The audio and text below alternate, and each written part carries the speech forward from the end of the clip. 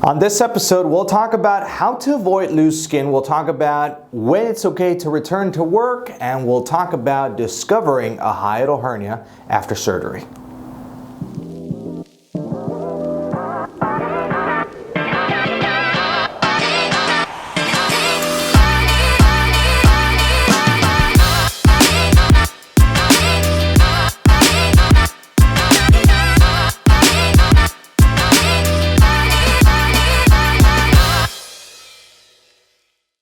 Hello everyone, I'm Dr. Alvarez with Endobariatric.com and welcome to episode 159 of the AskDrA show. Thanks so much for being here, being part of the show, sending me your questions. Actually, I need your questions. If you're interested in weight loss surgery, you're interested in the sleeve, and you want to know more about any particular specific questions, send them over because your questions will be able to help more patients out there, and that's what we're here for to do. So there's two ways to do this. One is through the hashtag AskDrA, placed throughout social media. My staff will be able to grab those questions, add them here to the show, and the other is using my personal Instagram account that if you're not following me, you're missing out. We have a lot of fun. I'm the one managing the account itself, and you get all the behind the scenes, daily tips, the giveaways. I mean, it's fun, so I highly recommend it. All right, let's jump into the questions. What is required pre and post-surgery to avoid flaccid skin? Okay, so if you are all around looking into avoiding loose skin, let me not focus on the pre-op or the post-op. Let me just focus on the overall tips to help avoid to the maximum the loose skin, or get the least amount possible, let's put it that way. So first of all is hydration. It's very important to keep hydrated. Water has a lot to do with skin elasticity, all right? So drinking enough fluids is very important. I know, guys, I know, sometimes it's hard, but it is very important to keep hydrated. Now, that's talking about inner hydration, drinking your fluids. Let's talk about, how about external hydration, all right? Keeping moisture on your skin is also very important, helping it with elasticity. So we are talking about hydration from the outside and hydration from the inside, so don't forget about that. The other thing is exercise. Exercise also forms a very good, important part of the process, because exercise does help you tone your body. And while you are losing amount of fat in your body, you want to increase the amount of muscle in your body, and that way it gives you a good body structure.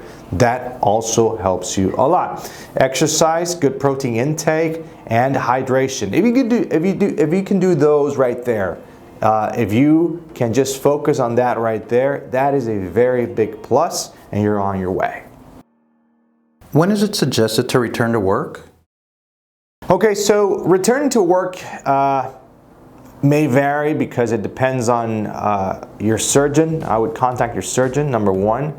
The other thing that varies is depending on your job. I mean, it's totally different to be on a desk job than be on a oil field helping carry big pipes that are 100 pounds in weight. I mean, it varies with over 100 degrees of heat index, you know? So these issues vary, but a regular desk job, 3 to 5 days is more than enough to return to work. That is why, at least in our practice, I'll give you a little insight on our practice. Weekends get booked really quick because everybody wants surgery on a Friday or on a Saturday, because they take advantage of those days and they're back to work on a Monday or a Tuesday. So 3 to 5 days for a desk job, more than enough. I have a 4-centimeter hiatal hernia.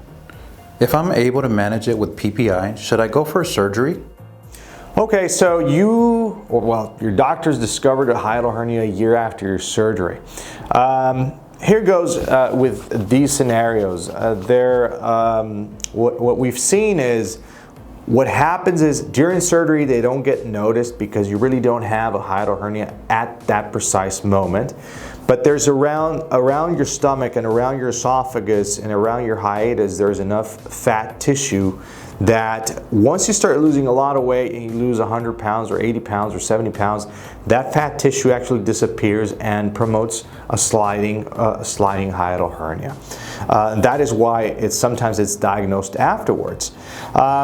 Normally, 80, 90, close to 100% of the patients are well managed with medication. If and only if it is not managed with several types of medication, several trials, I would look into surgery. And we've done cases like this before, where a patient years down the road develops a hiatal hernia, comes down because it's not manageable with medications, comes down, and we fix that hernia for them. Post-sleeve, all right? So that is the interesting case in this question right here. All right, so that's it for episode 159 of the AskDrA show. Thanks so much. Don't miss out on this week's giveaway, guys, on my Instagram, all right? Hashtag AskDrA on social media for you be able to send us your questions, or through my Instagram. I'm Dr. Alvarez with Endobariatric.com, where we are changing lives one sleeve at a time. Take care and God bless.